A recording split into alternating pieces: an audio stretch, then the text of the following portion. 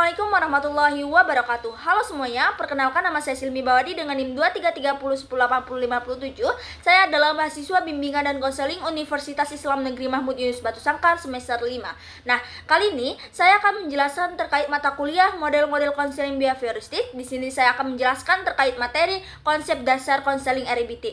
Yuk, jangan lupa nonton keseruannya ya. Bye-bye. Oke, materi yang pertama adalah tokoh dan sejarah konseling RBT, yang mana tokoh utamanya adalah Albert Ellis. Nah, latar belakang, beliau lahir pada tahun 1913 yang memperoleh gelar MA dan PhD dalam psikologi klinis dari Universitas Columbia. Nah, motivasi beliau merasa psikoanalisis kurang efektif. Ia mengembangkan RBT untuk pendekatan yang lebih praktis dan jangka pendek. Lalu, kontribusi beliau adalah menjadi salah satu pilar utama terapi kognitif perilaku atau CBT dan dianggap sangat berpengaruh dalam psikoterapi modern. Nah, oke, dilanjut dengan sejarah dan perkembangan RBT. Nah, awal mula pada tahun 1950-an mengembangkan rasional emotif atau RT yang menekankan pada logika dalam berpikir untuk mengatasi masalah emosional. Nah, perkembangannya pada tahun 1960-an berganti nama menjadi rasional emotif terapi atau RET yang menekankan peran emosi dan perilaku serta interaksi dengan pikirannya. Lalu untuk penyempurnanya pada tahun 1990-an menjadi rasional emotif behavior terapi atau REBT untuk lebih jelas menunjukkan integrasi antara kognitif pikiran, emosi, dan perilaku tingkah laku. Nah, inti teori tersebut adalah gangguan emosi bukan disebabkan oleh peristiwa itu sendiri, tetapi oleh keyakinan belief irasional seseorang terhadap peristiwa tersebut. Nah, modelnya yaitu ABC, Activating Event Belief Consequence, yang akan dipaparkan di materi selanjutnya. Oke, materi selanjutnya itu konsep-konsep dasar konseling RBT, yang mana konsep utamanya adalah model ABC atau ABC model. Yang pertama itu A, Exhibiting Event, yaitu peristiwa atau kejadian yang dialami seseorang ataupun individu. Yang kedua, Belief, yaitu keyakinan atau pikiran rasional atau irasional individu terhadap peristiwa si A tersebut. Yang ketiga yaitu konsekuensi, yaitu konsekuensi emosional dan perilaku yang timbul akibat keyakinan B terhadap si A, bukan hanya A itu sendiri.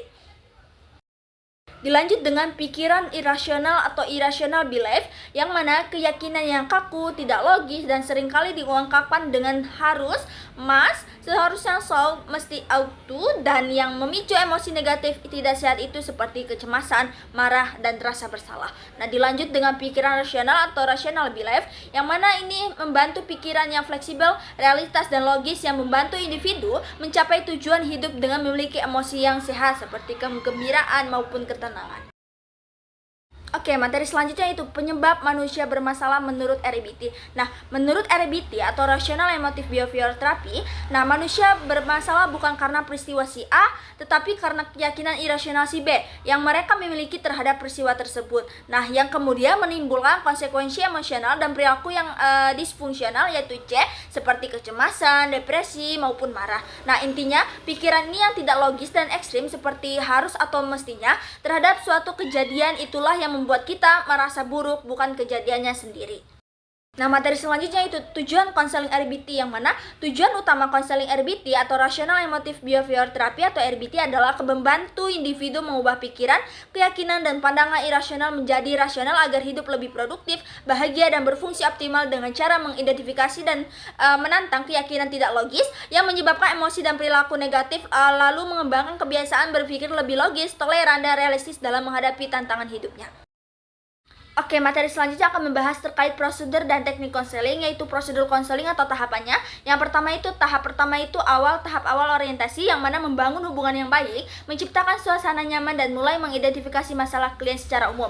Yang kedua itu tahap kerja atau tahap inti, yang mana terdiri dari yang pertama itu eksplorasi mendalam, yaitu konselor menggali akar masalah, perasaan, dan pikiran klien secara lebih rinci. Yang kedua itu identifikasi dan analisis, yang mana memahami penyebab masalah dan merumuskan strategi yang tepat. Yang ketiga, intervensi, yaitu konselor menerapkan teknik untuk memfasilitasi perubahan seperti memberikan pemahaman atau mengubah cara pandangnya. Dan yang terakhir, ketiga, tahap akhir itu terminasi, yaitu mengevaluasi hasil, merencanakan langkah selanjutnya, dan menutup sesi konseling secara efektif dan memastikan klien siap melanjutkan secara mandiri.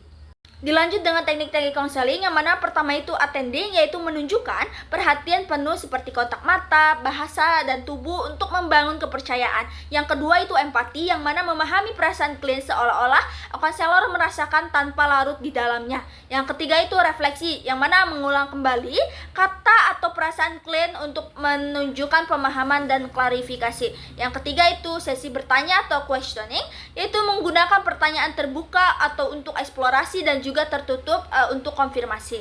Nah, yang selanjutnya itu eksplorasi, yaitu exploration, yaitu mendorong klien untuk menggali lebih dalam masalahnya.